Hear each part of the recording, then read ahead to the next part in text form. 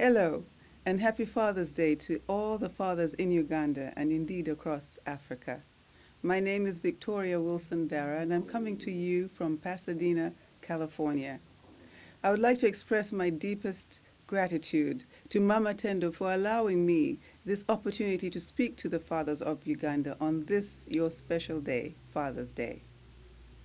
I would like to bring a little bit of encouragement and hope through the story of my own father, the man that I was so privileged to call Daddy. Those of you who knew John Wilson remember him as a remarkable man, an extraordinary human being with an extraordinary faith in God. He was a devoted and faithful husband and a terrific father. But he was not always that way. In his pre-Jesus days, John Wilson was a holy terror. In fact, he was born in the early 20s in the height of colonialism. His father educated him up to a point, but then from secondary school onwards, John Wilson, by his wit and determination, made his way through school all the way to Makerere University. There he was introduced to the theories of Darwin, and he believed that man was indeed a product of chance. So it was this John Wilson that left Makerere University, an alcoholic, chain-smoking atheist. How he managed to get my mother to marry him is the miracle of the 20th century. But 3 years into their turbulent marriage, John Wilson realized the futility of his ways, and he decided to give his life over to Jesus. And what happened then was a complete 180-degree transformation. He stopped drinking, smoking, and he immediately went to my mother and repented and apologized for having been the kind of husband he had been. And he made restitution where he had made errors and asked for forgiveness where he needed. And he became, from that point on, the John Wilson that we all came to know and love. I was born 2 years after this transformation in John Wilson, and a year after that, my mother also, after seeing my father's transformation, decided she needed to know this Jesus. So by the time I was born into a happy Christian home. I was born in the twilight of colonialism, and I remember very vividly sitting astride my father's shoulders as we watched the Union Jack being lowered and the Ugandan flag being raised in the new winds of independence. Unfortunately, the British divide and conquer rule was successful, and Uganda collapsed into tribal warfare. By 1974, my father decided that it was too dangerous to keep his family in Uganda, and we left. He took this opportunity to leave the business world and go into a lifelong dream of full-time ministry. So he enrolled at Fuller Theological Seminary and a year later graduated with a master's in missiology. Upon his graduation, he picked up the rest of the family and went back to Kenya. He couldn't go back to Uganda. It was too dangerous. He left me here in America to go to college. He left me in a nice, safe environment, a Christian college. But by the time I had seen the racism and the confusion among the young Christian children, I said, you know what, I don't need this. And I gave up the faith of my father. I transferred out of the Christian university and enrolled in the University of Southern California. There I embarked on 2 of the darkest years of my life. Many times I felt like I wanted to give up because I compromised. What my father had put in me, the preciousness that he had developed in me, I was now throwing away in wanton living. And it was my father's faith in me and his love that continued to support me through the next few years while I struggled through university. And I eventually graduated with a bachelor's in television and cinema, and I returned to Africa immediately. And the next year and a half that I spent in Africa transformed my life. My father, on occasion, would allow me to travel with him into northern Uganda, where the drought and the war had devastated an entire region. My father would go in with relief supplies to try and feed children before they went to school, because he thought, how can children learn anything when they were operating on empty stomachs? And I went along and I watched him. I saw the compassion, I saw the courage, I saw the commitment that he had. I saw Christianity practically lived out, and I was challenged, but I still rejected it because I didn't think that black people needed a white savior. I was looking for an African God for my African soul. Yet here I was, face to face with true Christianity, and I decided then that I was going to adopt the compassionate side of Christianity, and I made a commitment to seek to find ways to help Africa. And so my father and I agreed that I should return to California and pursue a master's degree in African studies, and I did. But I was still searching. I was still spiritually empty. And I felt frustrated with studies, even though I was doing well. I felt like I needed to get out quickly and make money and go back and help all these children that were dying. It was there that I remembered my father's words. He had told me before, Victoria, when you reach the bottom, when you have nowhere else to go, call out one name, Jesus. When I was at the bottom of the bottom, I remembered that, and I called out the name Jesus, and I also felt the transformation that my father had felt so many years ago. Once I accepted Christ into my life, I realized now I had the opportunity to really make a difference. I went back to school, I graduated, and I was planning on returning to work with my father on his mission trips. But unfortunately, about a month before I was scheduled to return, I received the phone call that my father had been murdered. See, before that, I had told my father, every time he told me, Victoria, it's dangerous out there, you can't go with me, I would tell him, I know it's dangerous, but if they kill you, they have to kill me too. Unfortunately, they got to him before I was able to be there with him. And it was devastating to me because I didn't know how to live in a world without my father.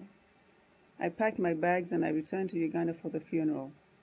And being of the same complexion as my father, I was allowed 20 minutes to put on his makeup because at that time Uganda didn't have the kind of materials necessary to work on his face. So I brought my makeup, and for 20 minutes I touched that face again that I had touched so many times before, because he had been so kind to allow me to play with on his face and give him facials and just, try to keep him younger.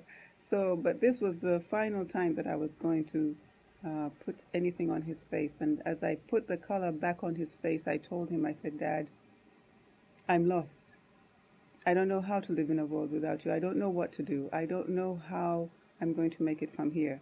And later on at the funeral, as I watched his casket being lowered into the ground, I remember thinking, Dad, if your mission meant this much to you, that you would die for it, then I will continue it. So today the message I bring to you, I bring as my father's daughter, continuing his dream for peace and reconciliation. After that, I wasn't quite sure how to interpret his message because, you see, it had always been his dream. I was just tagging along. But now that he was gone, God had removed him because God told me, he says, Victoria, your dad's mission has come to completion and yours must go on. When one soldier dies, another one stands in his place. But I didn't know what that message meant to me because it was for his time. And I had to find my own voice. I had to speak for my generation to the world of my time. And what was my message going to be? The past 22 years since his death, I have been on a quest to make sure that his dream and his legacy are not forgotten. Because looking around at the world in which we live today, we live in a world of crisis. And I see no other message that still rings true today as my father's message and his example. And during the time after my father's death, I used to ask God, I said, my father was so gentle and he was so elegant. I said, why can't I be gentle? Why can't my message be elegant also? And God said, no, that was for his time. The time in which we live now today, the message has to be almost harsh. I have had people tell me as I speak around the country that, Victoria, you're such an alarmist. Things are not quite as bad as you say. And I wish that I could say that they were not as bad, but I believe not only are they as bad, but they are worse. I believe it has never been this late before. And the message today has to be about waking up people. We have slept through so many alarms. It's not a time to just wake people up gently and say, hey, wake up, wake up. It's not a time to even shake them a little bit hard. It's time now for Code Blue, because we need to change this world. The world that we're bequeathing to our children is a shame, and we need to turn it around. And I believe that if we are to go to see this country go back to its foundations and to go back to God, it's going to be because the Father stood up and led the way. This message is for fathers because it's a call to you to realize that the position that God has put you in is one of the most important positions given to human beings. I believe that to truly honor John Wilson here today is not simply to remember the exceptional human being that he was, or the husband and the father or the friend that he was, but to be the best me I can be, to put to use all the things that he invested in me for the glory of God. My father's number one gift was to be an image of God. My relationship with God today is directly a reflection of my relationship with my father. The care and the love that my father gave me is the same care and love that I feel my Father in heaven has for me. I believe that more is caught than taught, and even though I remember a lot of what my father told me, what I remember most were his actions, the practical application of his faith. He told me one time, he said, Victoria, in the race of life, it is not he who has the most toys that wins. It is he who is closest to God. And if I ever saw anyone as close to God as John Wilson, he does not exist. John Wilson to me was the closest human being to God. And I also have that same purpose and vision to be the closest person to God of my generation. And it's the same message I give to everybody. This is a race, and we're all in it to be the closest to God. I feel sorry for people who feel that the accumulation of wealth and success and fame are what it's all about. It's not. It's about being close to God. And I also know that the way in which I communicate with God is the same way that I communicate with my Father, with the openness and honesty with which He always asked of us. Another great gift that a father gives his children is to love their mother. In loving our mother, our Father told us that He valued us and He cared for us, because the most important person other than Himself to us was our mother. My father always treated my mother as his queen. In fact, it was the story of John and his Mary. And wherever he went, he always talked about her. And wherever he went, he always made sure he bought something special for her. And that gave us as his children a sense of such pride. And we too were then made to respect our mother, because once the father respects the mother, the children have no choice but to follow. I would ask all fathers, if you are truly seeking to leave a legacy for your children, the most important thing you can do for them is to love and cherish their mothers. As a man, John Wilson was a very tall, 6'2", very elegant man. He had such a presence about him. When he walked into a room, you knew immediately that someone of importance had walked in. In fact, when he was received anywhere, he was received as someone who was important. And when we were with him, we too felt important. And that is one of the gifts that he gave us. He gave us a sense of dignity, a sense of nobility. And even though these last few years have been very difficult for me, I've gone through my own heartbreak. But what I learned through my father's life was that you can walk through anything in life, holding your head up with dignity. And that is one thing that I will always thank him for. But since today is Father's Day, I think the thing that I want to do most is to tell you a little bit about John Wilson, the father, because there he excelled. A man's character is judged by the quality of his children. And I believe that in my brothers and my sister, my father's character is represented very well. And that's because he invested in us.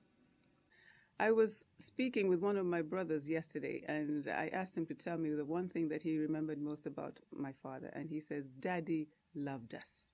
That is the one thing that struck him the most, is that Daddy loved us.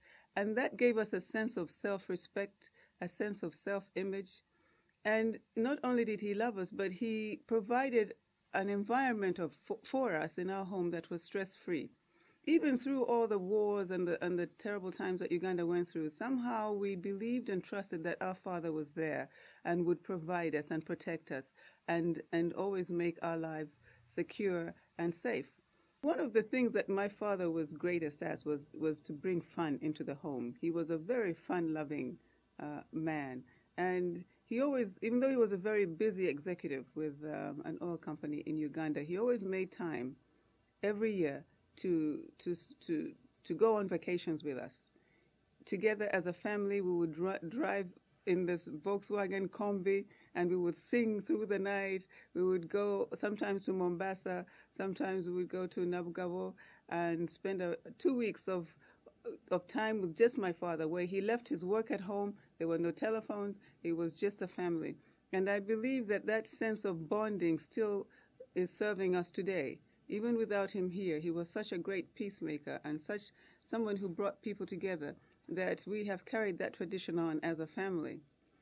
One day I told my friend, as we were talking about the world and the way it was going, and I said, you know what, if we could duplicate my father, even 10% of the population, then we would change this world.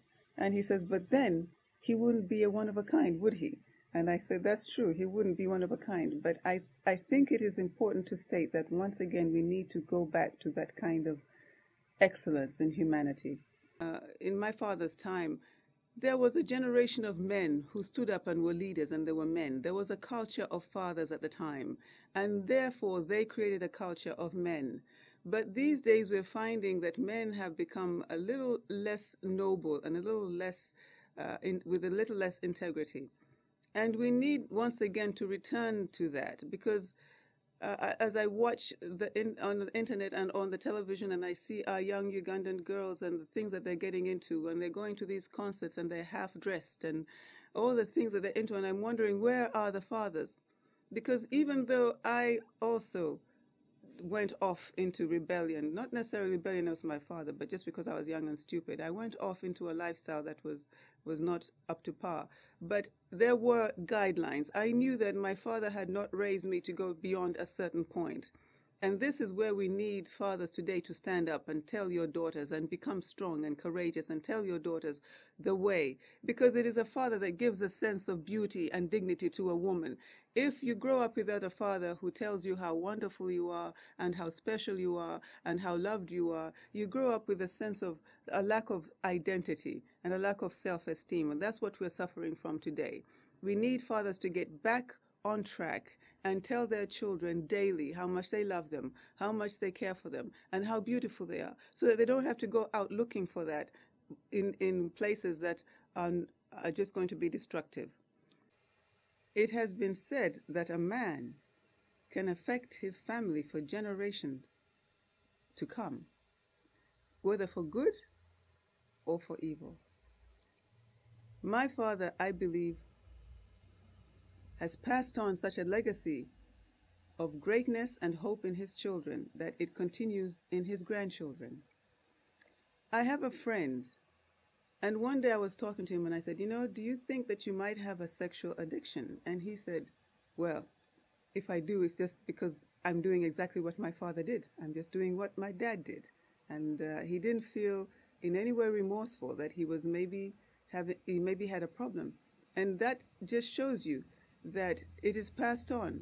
In the Bible, it states that the wise men, the fathers in a city, would go to the gates of the city and they would sit in solemn consideration of the goings on in their city.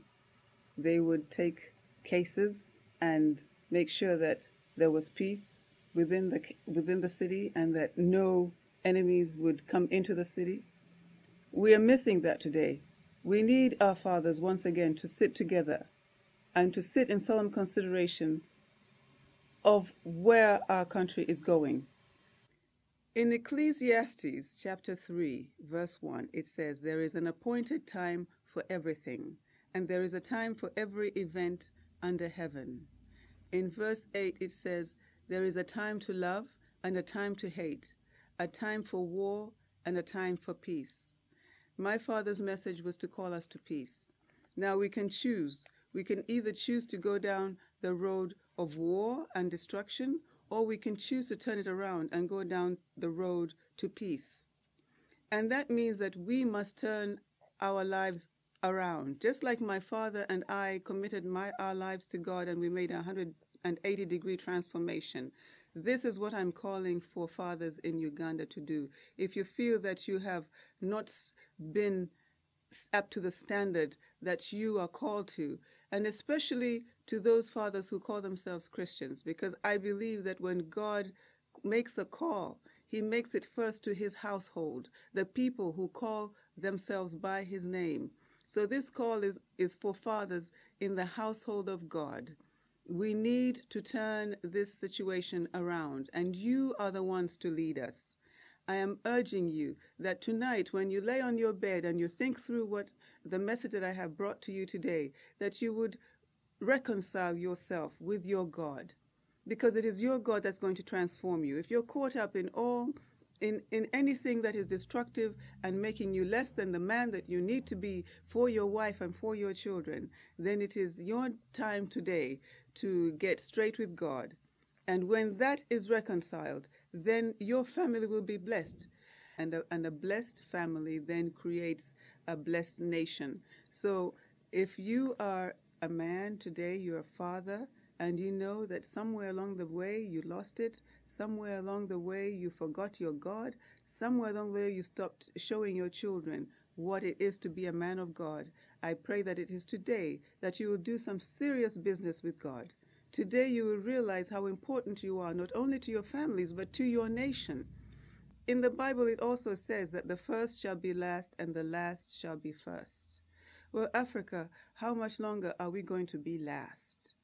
Nowhere does it say that someone died and made us the slaves and the servants of the world.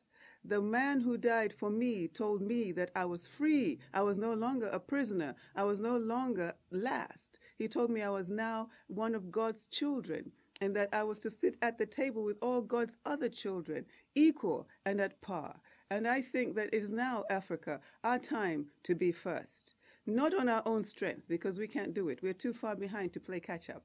What we need today is to live in the miraculous, which means that as fathers, you need to lead us as a nation back to God. It is God who's going to make us first and bring us back from being last. It is God whose power is going to work through us to change the nation that will lead the world. We can do it. There's nobody who said we can't do it. As Uganda sitting in the middle of Africa, we can be the light and the change for the whole of Africa. And then Africa can be the light and change for the whole of the world. I believe that the fulcrum of world missions that used to be in America is now shifting to Africa. This is our millennium. This is our century. This is the time for us to stand up and be counted. Fathers, I believe that this is your watch. What are you going to say to God when he comes to ask for a report for what happened to this generation? The choice is yours. If it's our time, then by God, it's our time. I pray and I ask you, stand up. Lead us not down the road to destruction, but lead us down the road to peace. This is Victoria Wilson Dara. Happy Father's Day.